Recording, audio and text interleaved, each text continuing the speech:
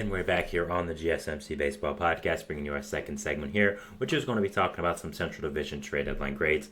But before we do that, I'd like to ask you to please like and follow the show. Once again, we do get a number of questions from viewers, so to ensure that your question does get read in the air, please use the link gsmcpodcast.net. Really does help the show, and it really does mean a lot, so thank you so much for that. And let's get back into the show for today. All right, so you just saw what I did in the first segment there, going over some East Division trade deadline grades for every team. I'll be doing that now with the Central Division, so AL Central and NL Central, of course. Let's get into it. Let's start off with the AL Central. So, starting off with the White Sox here, I'm giving the White Sox a C.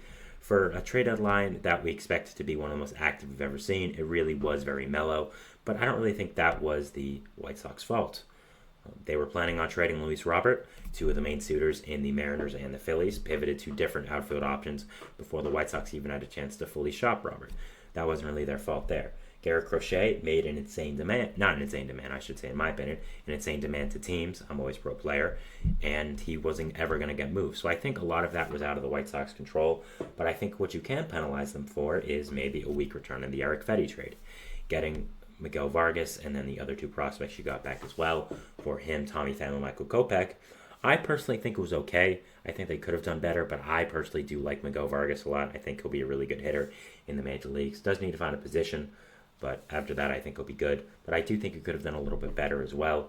And also, again, not trading Robert and Crochet is kind of a loss, but it also wasn't really your fault. So what can you really do? Tanner Banks traded him, of course, got an okay prospect back from the Phillies. So again, a lot of this wasn't the White Sox fault. That's why I do have to give them a C here. Anthony in the chat asked, what did you grade the Marlins knowing they're going into a rebuild mode? I did that just a few minutes ago. If you want to scroll back in the live and see my full reasoning, you can do that. But I gave them an A+. Love what they did at the deadline. Love the prospects they got back. Love that they fully committed to selling off. And yeah, loved it. Next we have here the Cleveland Guardians, who I am giving a B. I like the moves they made a lot. I think Lane Thomas is a fantastic addition to the lineup. I think that he adds a lot in the corner outfield spot, being a good defender. Hitting well can really add up to that top three. I mean, you'll now have, a top five of Stephen Kwan, Lane Thomas. You then have Josh Naylor, Jose Ramirez, some of your other good prospects as well. They're filling in. So I really like what the Guardians did there. Alex Competition was also really nice, but I think they should have done a little bit more, and I think you should have gone a more for sure pitcher, because Cobb is coming off injury, has not pitched at all this year. I like him a lot when he's healthy, he just hasn't been healthy, and for this Guardians team that desperately needed starting pitching, just acquiring Alex Cobb seems like a little bit of a loss to me, but I like the Lane Thomas move a lot. And I do like Cobb addition. It's just I think I would have gone one more starting pitcher. That was maybe a for sure addition for a for sure guy who can just eat some innings. I think maybe getting Frankie Montas, getting him to stay in the state of Ohio, getting him from the Reds would have been a good addition. But hey, it's what it is. So B, like the moves they made. I just think they should have done a little bit more. Next we have the Detroit Tigers, who I gave a C. Really didn't sell off many people. Sold off Mark Canha and Andrew Chafin for kind of middling returns. They were never going to trade Skubal, as they shouldn't, and that was kind of it. They, of course, traded Flaherty, who I'm forgetting, obviously, but Flaherty, I think that, it was what they got a little bit of an underwhelming prospect package back for him, but at the same time, it wasn't really their fault. Flaherty has some back issues, which caused the Yankees to back out of it, and I'm sure lowered the Dodgers' prospect cost for him, so it's not really their fault. So kind of just an deadline for them. I would have maybe liked to see them acquire a prospect that's closer to the major leagues in the Flaherty trade. To help out that lineup immediately, as the prospect they got back, the power hitting catcher, will probably not be up till 2026 or so. But hey, I think a lot of it wasn't their fault, so Tigers I give a C. Next we have the Kansas City Royals, whose deadline I really, really liked. I am giving a B. I think that the Royals did a fantastic job here with this deadline. They needed bullpen help. They went out and got it. Hunter Harvey was a really nice addition. Lucas Erceg is a fantastic addition. Paul DeJong will really help out in the second base spot, which, of course, they have had a lot of trouble with. I think Adam Frazier has a 60 weighted runs created plus, which is kind of insane. So I love the moves they did to the bullpen. They really needed to help it out, and that's what they did. I think maybe could have added a more legit closer. I'm not sure if you're going to have Erceg closing games or someone else. But, I think that's one thing they should have done. And also, I think they should have worked on the lineup a little bit more. Getting an outfielder to help out that lineup, I think, should have been a top priority. So that's why I do give them a B. Again, like a lot of teams here, I like what they did, but I think they should have done more. I love the Urseg addition. I really think he's going to be a fantastic addition to this pen for a long time coming. Just again, I like what they did. I think they should have done more, and that's really kind of it. Next, we have the Minnesota Twins, who I'm giving the most negative grade of this by far, a D.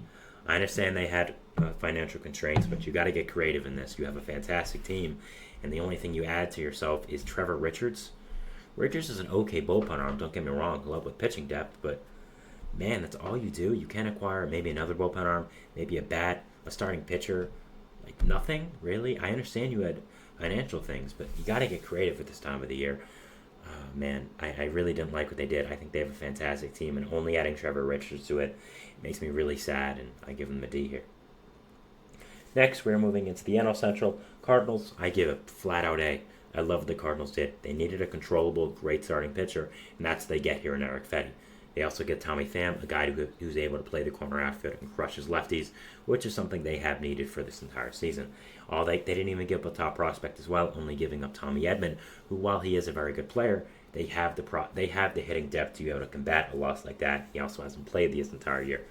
Getting Eric Fetty and Tommy Pham for just Tommy Edman is a fantastic add for this Cardinals team.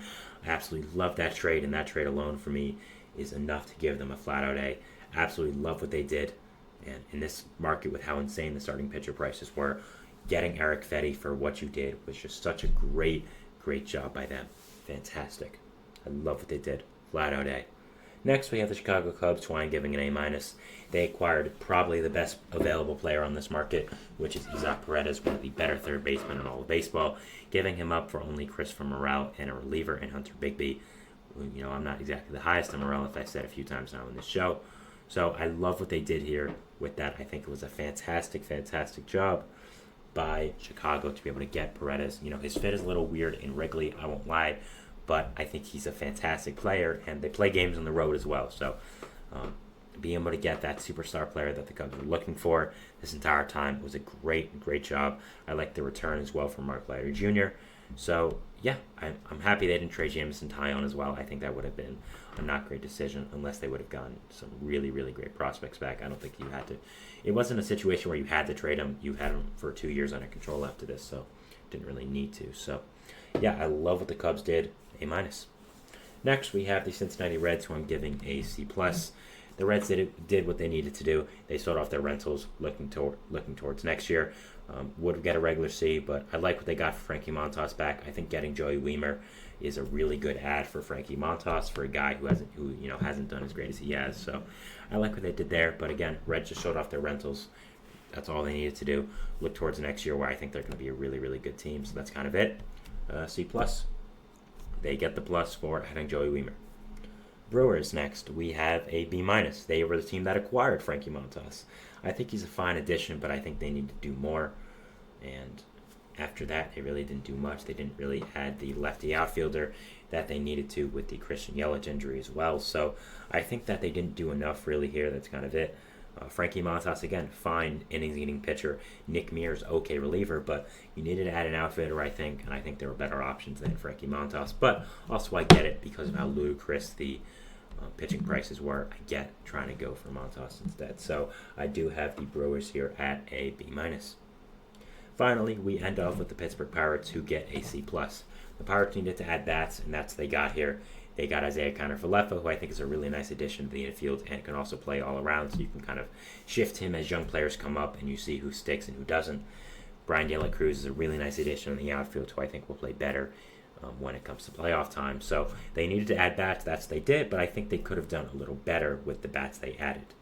I think you could have gone, a little. I think you could have gotten a better bat, is what I'm trying to say. You could have gotten a bigger guy.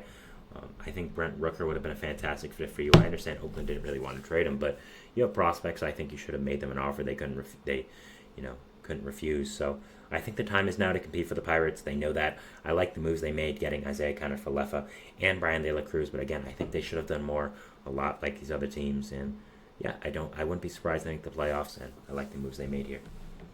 So, going over the Central Trade Deadline grades just one more time. White Sox get a C, Guardians get a B, Tigers C, Royals B, Twins D, Cardinals A, Cubs A-, Reds C+, Brewers B-, and the Pirates C+. So that is it for our second segment here, going over some Central Division trade deadline grades. We're going into our third segment here, which is going to be talking about some West trade deadline grades. Same thing we just did for the first two segments. So we'll be going over that, and we'll see you after the break. So thanks, and bye. Looking for your daily fix of sports talk without having to pay for it? GSMC Sports Network is available on YouTube. Just search GSMC Sports Network. Get your fix of daily sports talk shows on YouTube, absolutely free. NFL, college football, NBA, MLB, MMA, UFC, fantasy football, and so much more. GSMC Sports Network has shows running all day long, with new sports shows starting every 2 hours. Just like on your favorite cable sports channel, except GSMC Sports Network is absolutely free. Just search